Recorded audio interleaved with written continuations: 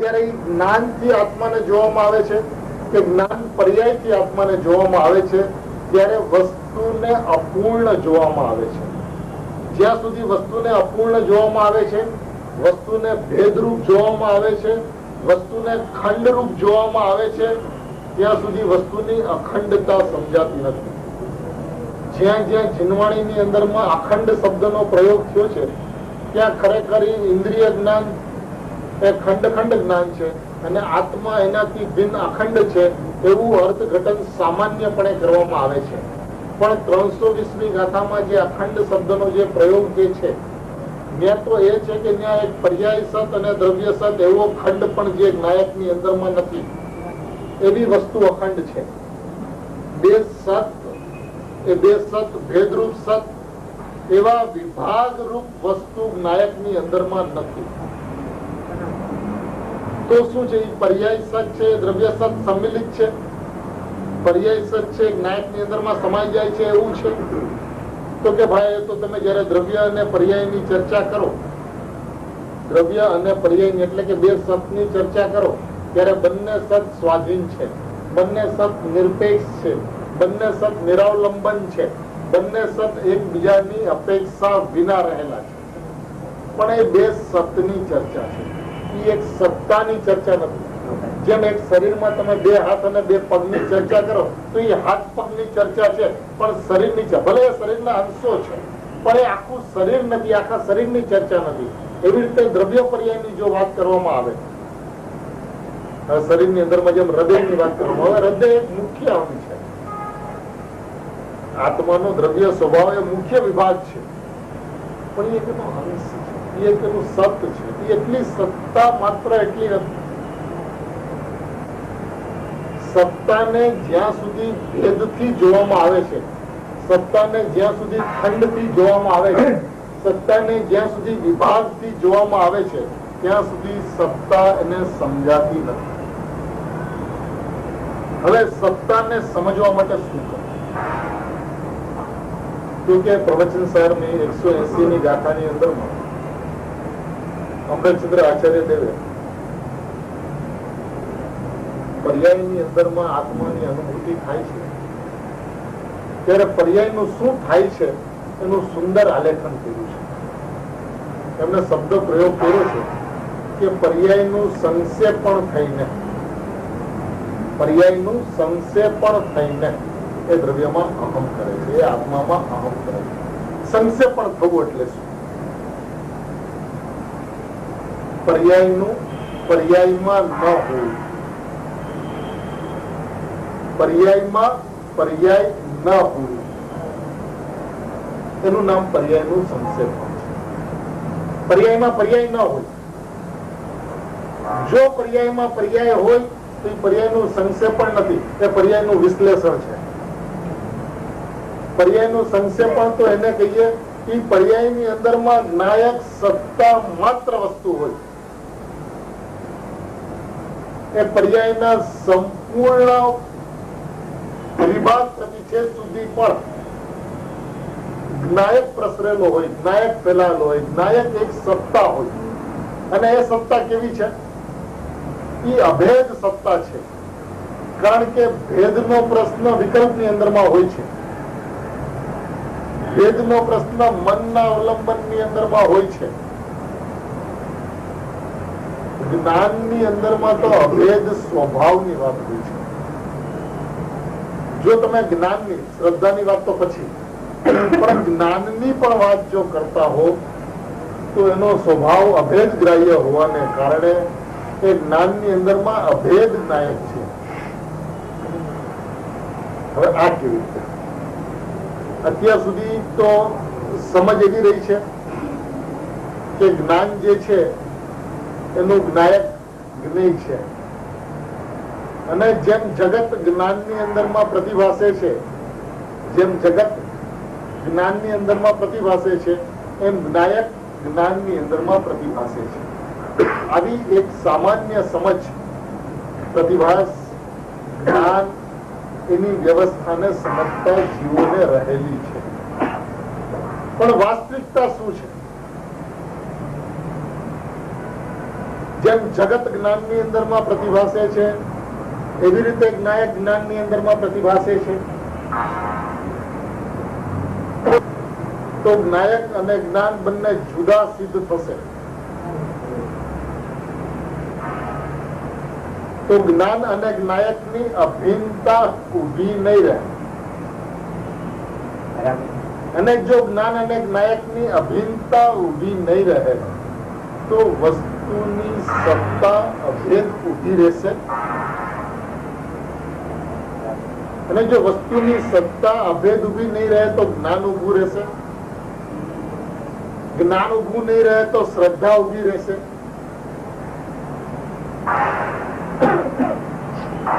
અને જ્ઞાન અને શ્રદ્ધા ઉભા નહીં રહે તો શું ઉભું રહેશે? એ બધાને સમજાય છે.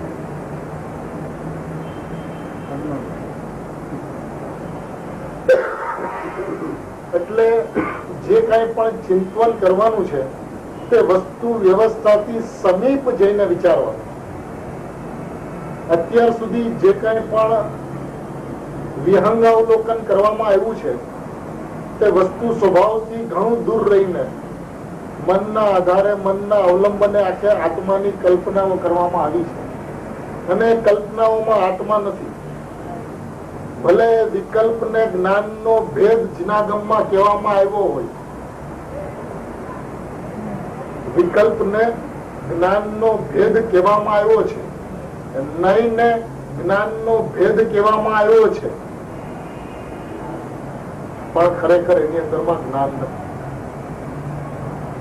જો જ્ઞાનની વ્યવસ્થા ચોખ્ખી નથી તો જ્ઞાનની વ્યવસ્થા એમના જ્ઞાનની અંદરમાં ચોખ્ખી હોય. શું છે આ જ્ઞાનની વ્યવસ્થા?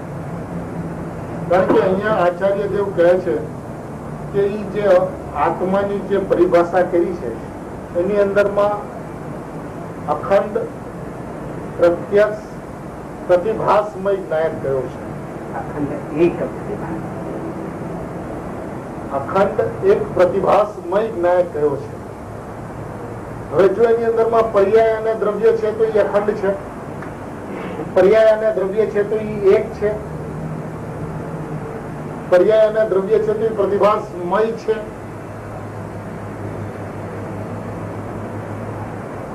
આ જગત જ્ઞાનની અંદરમાં પ્રતિભાસમય નથી, પણ જ્ઞાયક તો જ્યાં પ્રતિભાસમય છે,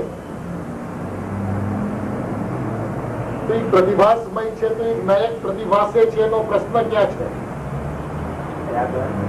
જો એ પ્રતિભાસમય છે તો પ્રતિભાસવાનો પ્રશ્ન નથી, પ્રતિભાસવાનો પ્રશ્ન નથી તો પ્રતિભાસ થઈ રહ્યો છે એનો અનુભવ કરવો છે એનો પ્રશ્ન નથી, કારણ કે એ પ્રતિભાસમય જ એક છે, એ પ્રતિભાસમય પણ છે અને એક છે, એક છે અને પણ અખંડ છે. જ્યાં એનો પ્રતિભાસ એટલે કે સામાન્ય ઉપયોગની અંદરમાં, જ્ઞાનના સામાન્ય ઉપયોગની અંદરમાં જે પ્રતિભાસની પરિભાષા સમજવામાં આવતી હતી એ સામાન્ય ઉપયોગ જ્ઞાન અને જ્ઞાયક એ અખંડ એક પ્રતિભાસમય છે. એ જ્ઞાયક છે, જ્ઞાન છે અને પ્રતિભાસ છે એવું નથી. જ્ઞાનની પરિભાષાની અંદરમાં, જ્ઞાનની ચર્ચાની અંદરમાં, જ્ઞાનની ચર્ચાની અંદરમાં કે જ્ઞાનમાં જ્ઞાયક પ્રતિભાસે છે એવી ઘણી ચર્ચાઓ આપણે થઈ છે, પણ એ વિષય કંઈક જુદો છે અને આ વિષય કંઈક જુદો છે, એનાથી કંઈક ઉપર આવેલો વિષય છે.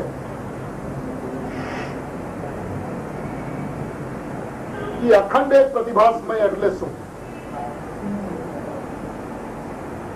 કારણ કે જયારે પ્રતિભાસની વાત છે ત્યાં સુધી સામાન્ય ઉપયોગ આવી જાય છે.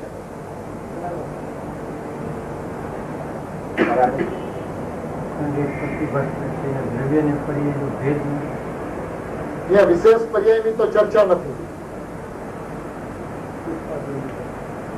સામાન્ય ઉપયોગ જે છે,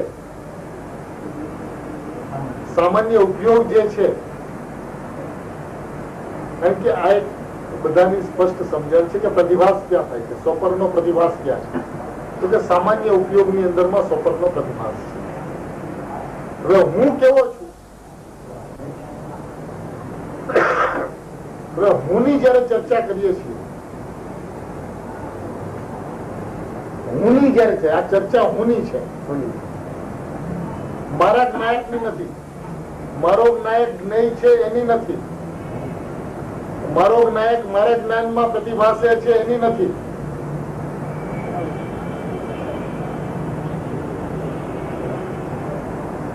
આ એક એવા શ્રદ્ધાના વિષયની ચર્ચા છે જેની અંદરમાં એકમાત્ર અભેદતા છોડીને બીજું કઈ ઉભું નથી રહેતું, અને એ અભેદતા એટલે શ્રદ્ધાની અભેદતા. હવે આ શ્રદ્ધાની અભેદતા એને જ બેસે છે જેને જ્ઞાનની અભિન્નતા અને અભેદતા બેસે છે. જ્ઞાનની અભિન્નતા અને જ્ઞાનની અભેદતા એટલે શું?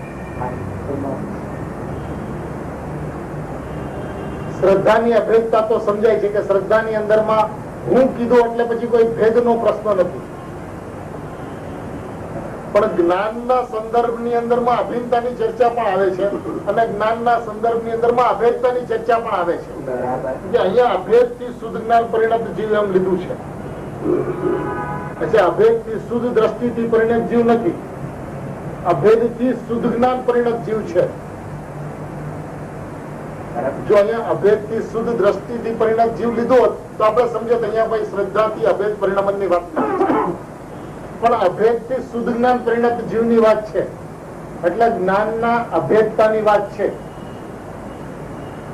જયારે છઠ્ઠી ગાથાની અંદરમાં આપણે અભિન્નતાની ચર્ચા કરી છે, અહીંયા અભેદથી શુદ્ધ જ્ઞાન પરિણતની ચર્ચા છે. તો આ અભિન્નતામાં અને અભેદતામાં જ્ઞાનના વિશે છે. અભિન્નતામાં અને અભેદતાની અંદરમાં શું તફાવત છે?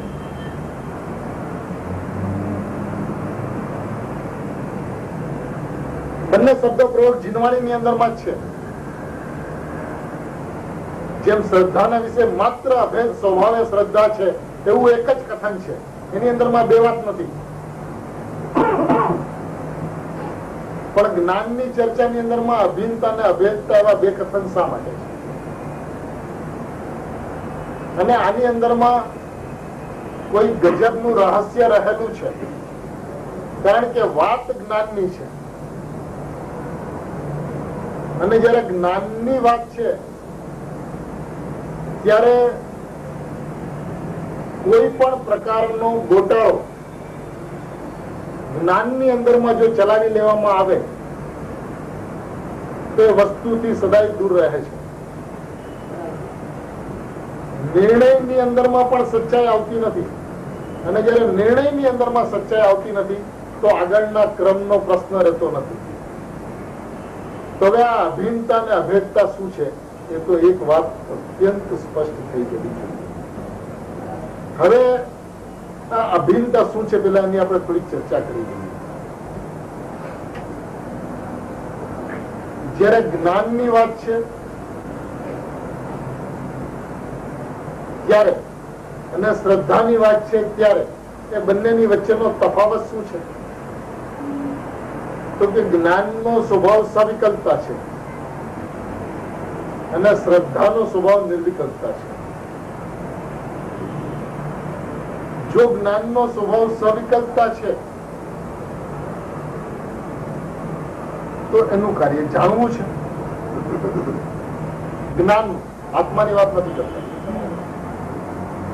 આત્માની વાત કરશો ત્યારે જુદી વાત થશે, જ્ઞાનની વાત કરશો ત્યારે જુદી વાત થશે, શ્રદ્ધાની વાત કરશો ત્યારે જુદી વાત થશે. આત્માની વાત કરશો ત્યારે એઝ એ હોલ અનંત ગુણમય આત્મા, અનંત ગુણમય આત્માની એક પરિભાષા છે.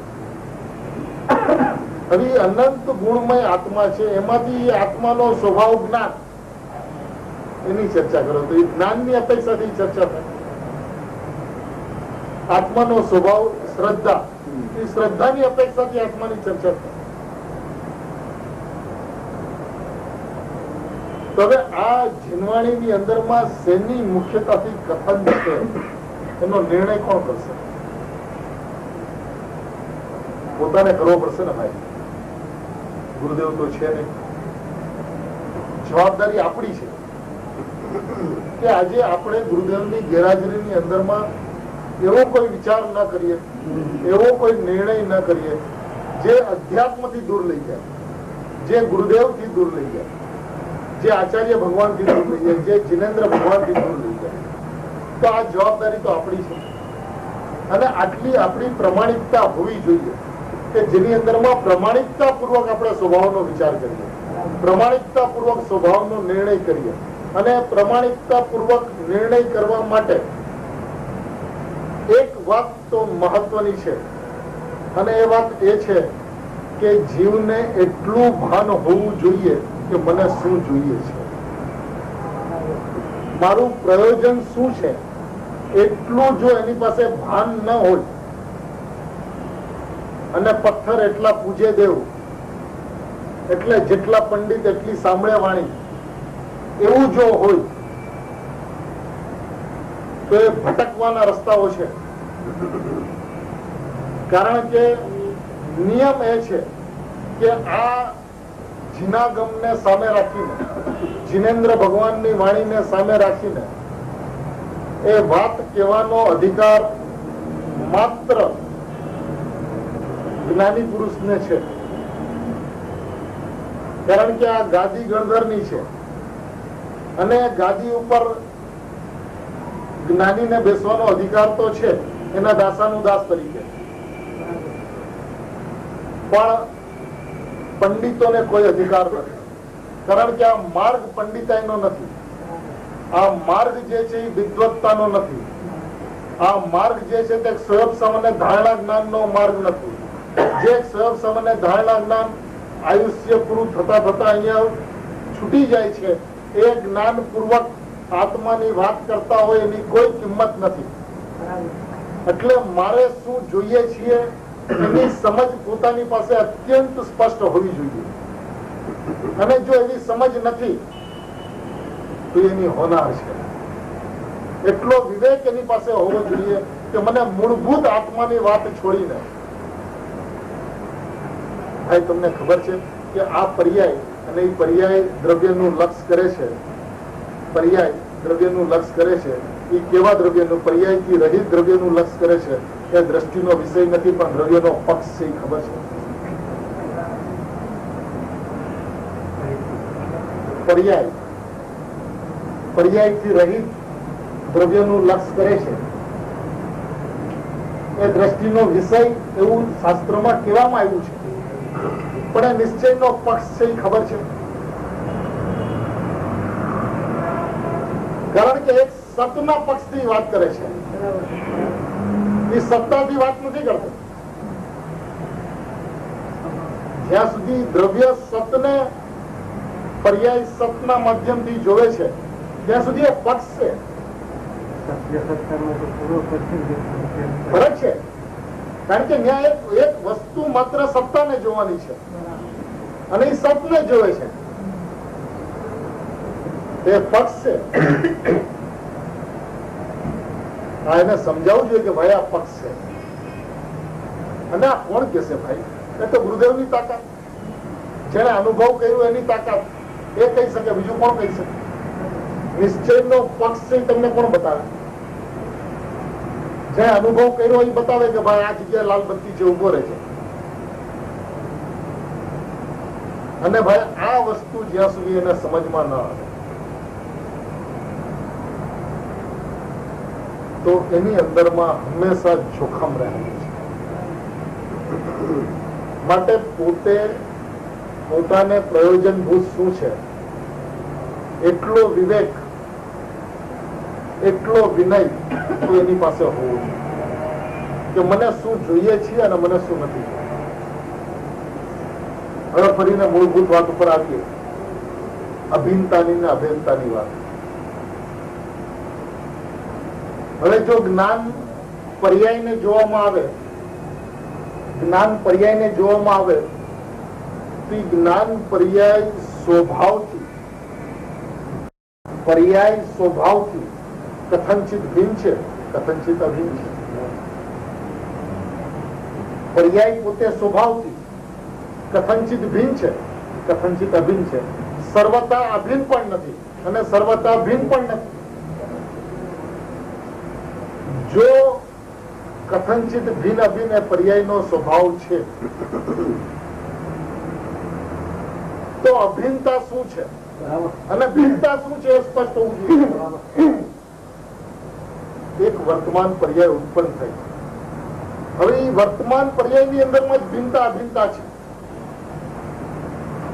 એવું નથી કે જે પર્યાયની અંદરમાં જ્ઞાયકનો અનુભવ થાય છે એ અભિન્ન છે અને જે પર્યાયની અંદરમાં રાગ થઈ રહ્યો છે એ ભિન્ન છે, એવું નથી.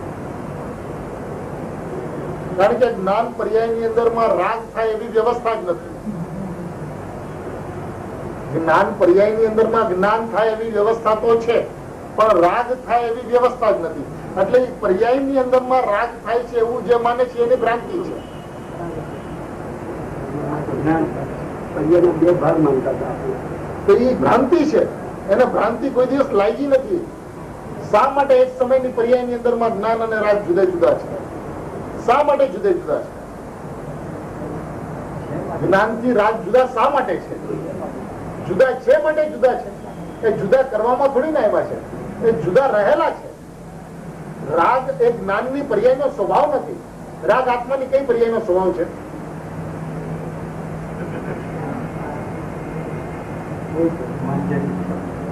જો એ આત્માનો સ્વભાવ જ નથી તો જુદો છે.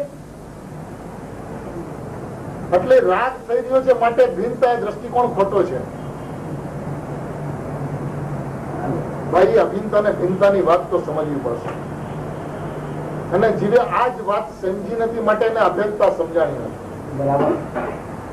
આ જે મૂળભૂત વાત જે છે કે એની ભિન્નતા અભિન્નતા, ભાઈ પર્યાય દ્રવ્યથી અભિન્ન છે તો કેવી રીતે છે અને પર્યાય દ્રવ્યથી ભિન્ન છે તો કેવી રીતે છે? ભાઈ જે પર્યાય જે છે ને પર્યાયની અંદરમાં સામાન્ય ઉપયોગ ઉત્પન્ન થાય છે. દરેક પર્યાયની અંદરમાં સામાન્ય ઉપયોગ ઉત્પન્ન થાય છે. હવે જે સામાન્ય ઉપયોગ જે છે એ શું છે? એ શું છે?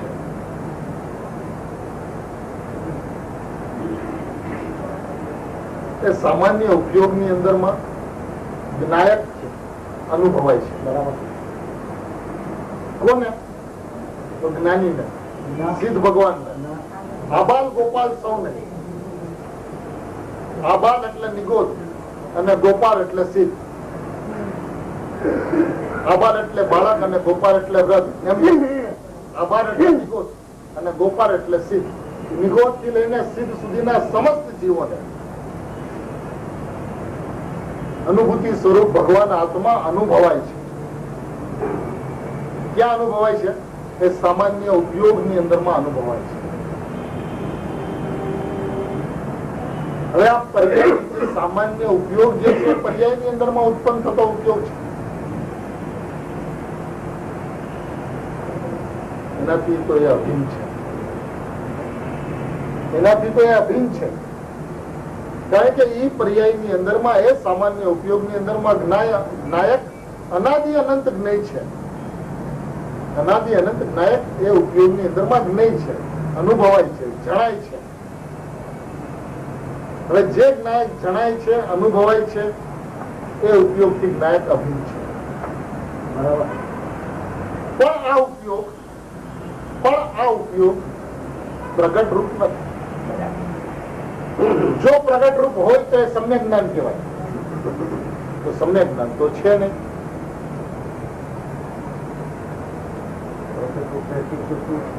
શક્તિ રૂપ છે, સામર્થ્ય રૂપ છે.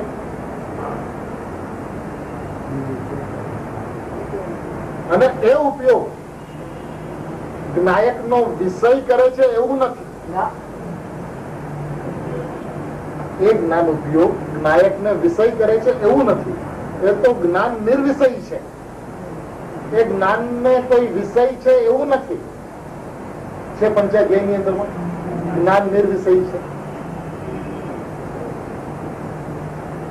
જો નિર્વિષય છે તો વિષય પૂર્વક ની અનુભૂતિ નથી. એ સહજ અનુભૂતિ છે. એ સહજ અનુભવાય છે. તો આ તો છે એની અભિન્નતા.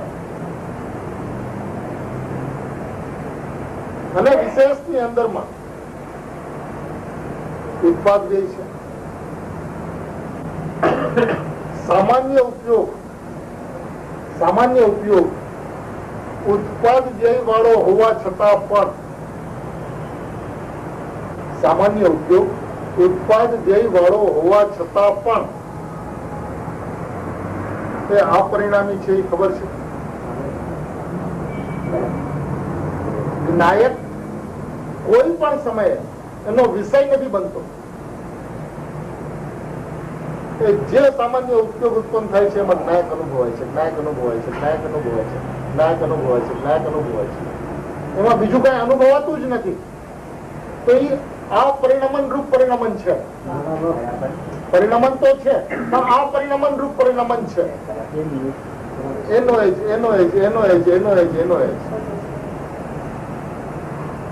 તો આ તો એની છે અભિન્નતા. અને એમ છતાં વિશેષની અંદરમાં એનાથી વિપરીતતા પણ જોવામાં આવે છે.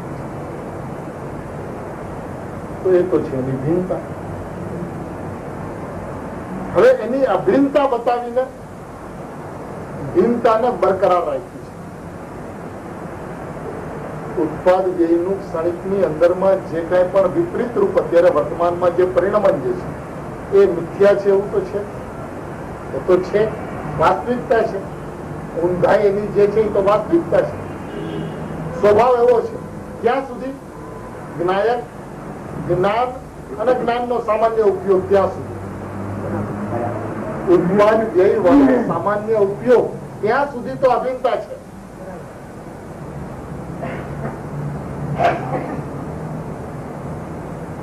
હવે એ જે શક્તિરૂપ જે અનુભવાઈ ગયો છે એ વ્યક્તિરૂપ કેવી રીતે અનુભવાય?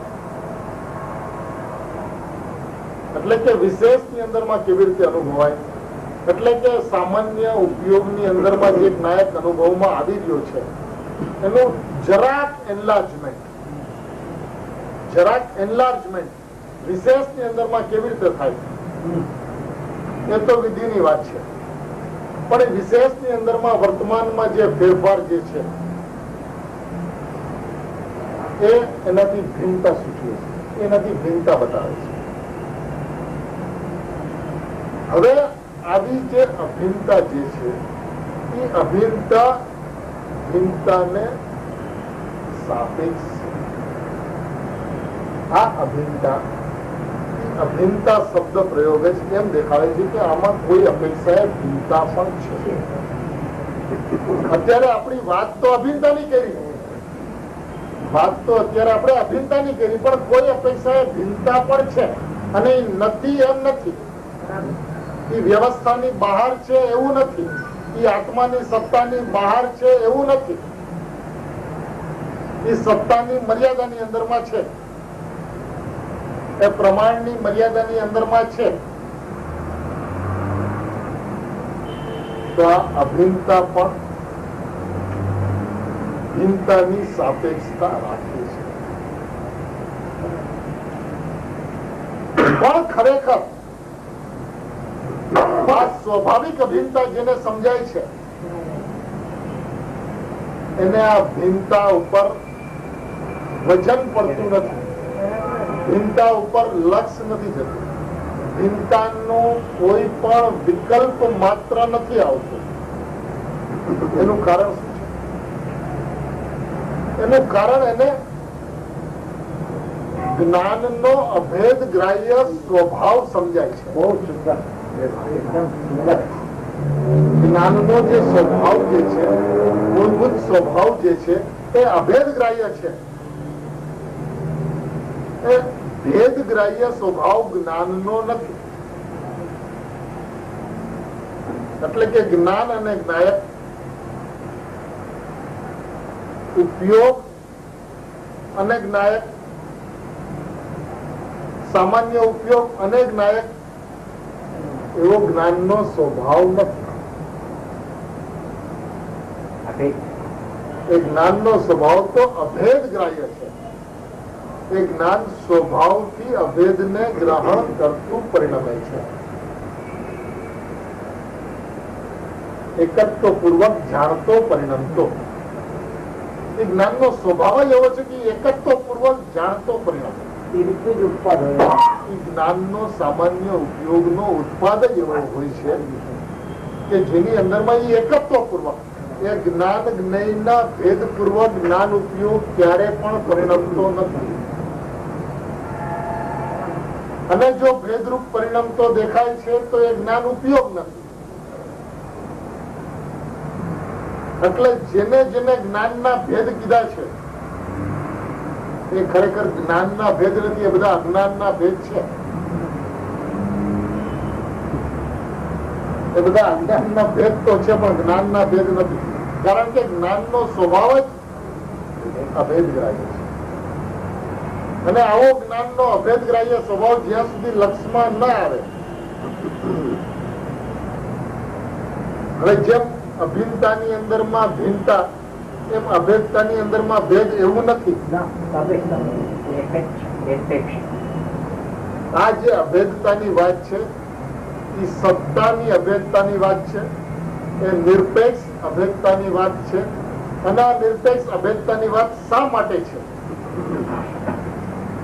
કારણ કે અહીંયા પ્રશ્ન શુદ્ધ જ્ઞાન પરિણત જીવનો છે. હવે શુદ્ધ જ્ઞાન પરિણત જીવ કોણ છે? જ્ઞાનીઓ છે.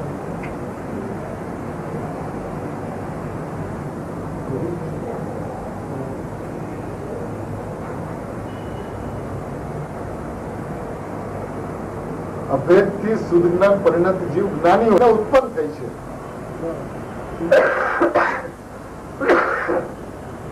હવે જેને અભેદ થી શુદ્ધ જ્ઞાન ની પરિણતિ ઉત્પન્ન થઈ છે એને પોતાને કેવો નક્કી કર્યો છે? અખંડ એક પ્રતિભાસમય નક્કી કર્યો છે. જેને અખંડ એક પ્રતિભાસમય નક્કી કર્યો, એક કોનું બળ છે? જ્ઞાનનું કે શ્રદ્ધાનું? અને અને જો શ્રદ્ધાનું બળ છે તેમાં ભેદરૂપ પરિણમન છે. જો એ શ્રદ્ધાના પરિણમન ની અંદરમાં ભેદરૂપ પરિણમન ન હોય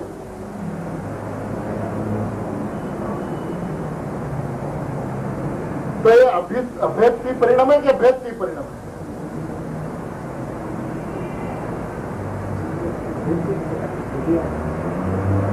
વસ્તુની ભાઈ અભેદતાને જોવાનો એક દ્રષ્ટિકોણ તો જોશે, એ ચક્ષુ જોશે. જે ચક્ષુની અંદરમાં જેવો જ્ઞાયક છે એવો જ્ઞાયક દેખાય. અપરિણામીના ચક્ષુ, અકર્તાના ચક્ષુ, અભોક્તાના ચક્ષુ, એ ચક્ષુ બહુ મહત્વના છે. અને જ્યાં સુધી જ્ઞાયકના ચક્ષુનો જન્મ નહીં થાય ત્યાં સુધી એ દ્રવ્યાર્થિક જ્ઞાનના ચક્ષુથી જોશે. પણ જ્યાં સુધી દ્રવ્યાર્થિક જ્ઞાનના ચક્ષુથી જોશે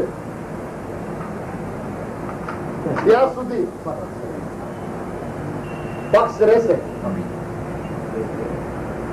પર્યાયથી જ્ઞાનના ચક્ષુની તો કોઈ જરૂરત જ નથી, એને તો સર્વતા બંધ કરવાની વાત છે. પણ દ્રવ્યાર્થિક જ્ઞાનના ચક્ષુ જ્યાં સુધી રહેશે ત્યાં સુધી દ્રવ્યનો પક્ષ રહેશે.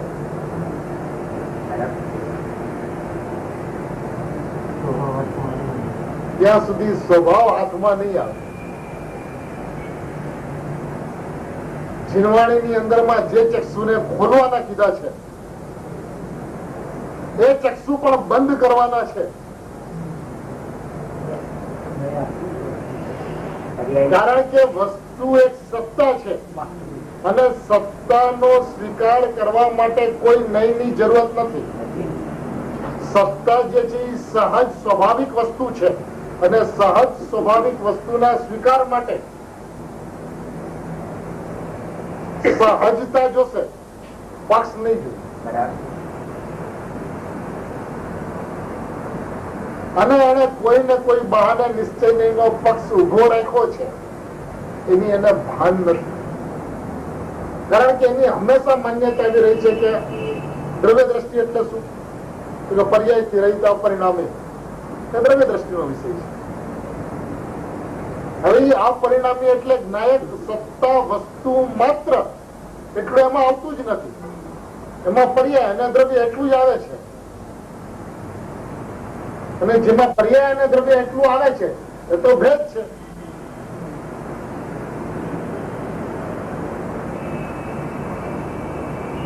એ તો બે સત છે. અરે ભાઈ એક સત્તા છે એ સત છે એ તને ખબર છે? સત્તાનું હોવાપણું છે કે નહીં?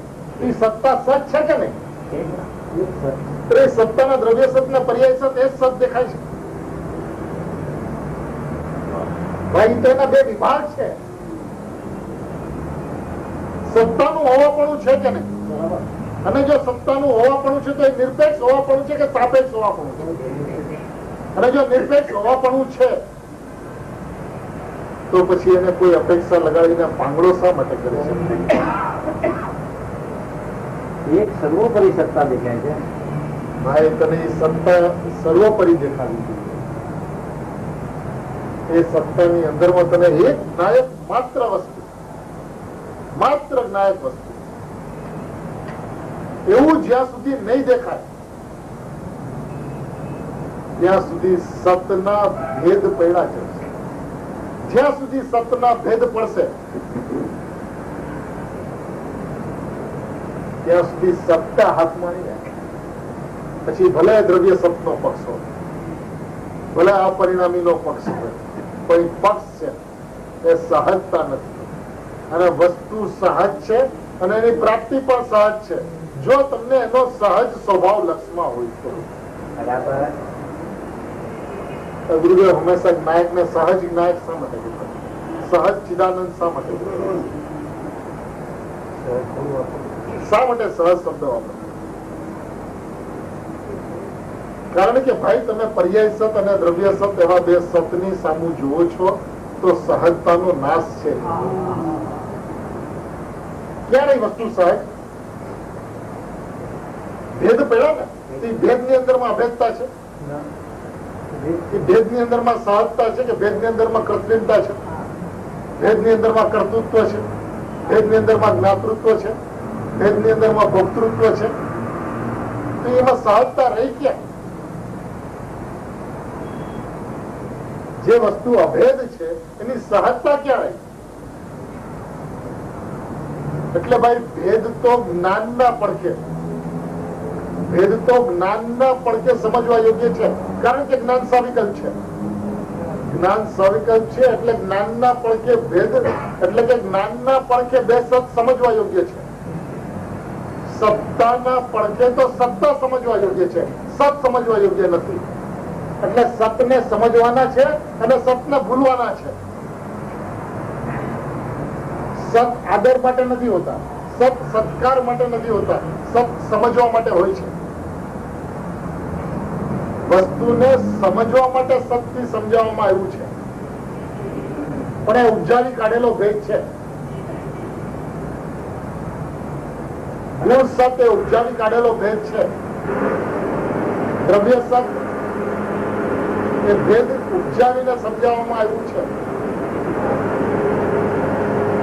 જગતની અંદરમાં કોઈ પણ પદાર્થ દ્રવ્યથી અને ગુણથી તમે એને ભીન બતાવી, ગુણ અલગ કરીને બતાવો, દ્રવ્ય અલગ કરીને બતાવો, પર્યાય અલગ કરીને બતાવો, કોઈ પણ પદાર્થ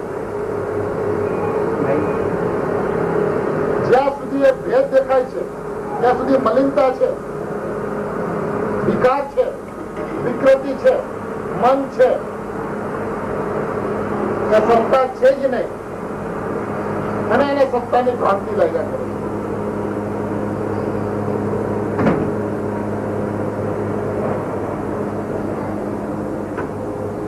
ભાઈ સત સમજવા માટે તો છે, સમજીને ભૂલવા જેવા છે. આદરવા જેવું હોય તો એક નાયક સત્તા છે, એક નાયક અખંડ એક પ્રતિભાસ આદરવા જેવું છે. સમજાય છે, સત્તા અનુભવાય. કારણ કે સત સમજવું જરૂરી પણ છે. જરૂરી એટલે છે ક્ષણિક સત અને ત્રિકાળ સતની વચ્ચે ભેદ જ ન સમજે તો પર્યાય જેટલો જ આત્મા માની લે. પર્યાયના નાશે આત્મનાશનો પ્રશ્ન આવે. દ્રવ્ય સત તેને જ પર્યાય સત માની લે તો સુખતા અસુખતાનો પ્રશ્ન ન રહે, સંસાર મોક્ષનો પ્રશ્ન ન રહે. એટલે સત સમજવા તો જરૂરી છે, પણ સત્કારવા માટે નહીં, ભૂલવા માટે. આદર અને સત્કાર તો માત્ર સત્તાનો, અને એ સત્તાનો જેને આદર અને સત્કાર અંતરંગમાં વસે છે એને અભેદ નાયક સત્તા સહજપણે અનુભવમાં આવે છે. આ આખી વસ્તુ વ્યવસ્થા છે. આ વસ્તુ વ્યવસ્થા જેને સ્પષ્ટ થઈ છે એને 320મી ગાથાની અંદરમાં પ્રવેશ અત્યંત સહજ અને સરળ છે. કારણ કે આ ગાથાની ગંભીરતા એટલી અપૂર્વ છે કે જો આ પાયાની વાત સમજ્યા વિના જો 320મી ગાથાની અંદરમાં પ્રવેશ કરવામાં આવે તો એ માત્ર બુદ્ધિનો અને ધારણા જ્ઞાનનો વિષય થઈને તો રહી જશે. પણ એ જે ખરેખર અનુભૂતિનું પ્રબળ કારણ છે એવી ગાથા હાથમાંથી ચાલી જશે. અને એવું ન બને માટે આ પાયાની મૂળભૂત જેટલી વાતો આપણે થઈ એના સ્પષ્ટીકરણ પૂર્વક જ આ ગાથાની અંદરમાં જો પ્રવેશ કરવામાં આવે તો આચાર્ય દેવનું અને ગુરુદેવનું જે હૃદય જે છે એ સાચા અર્થમાં સમજાય.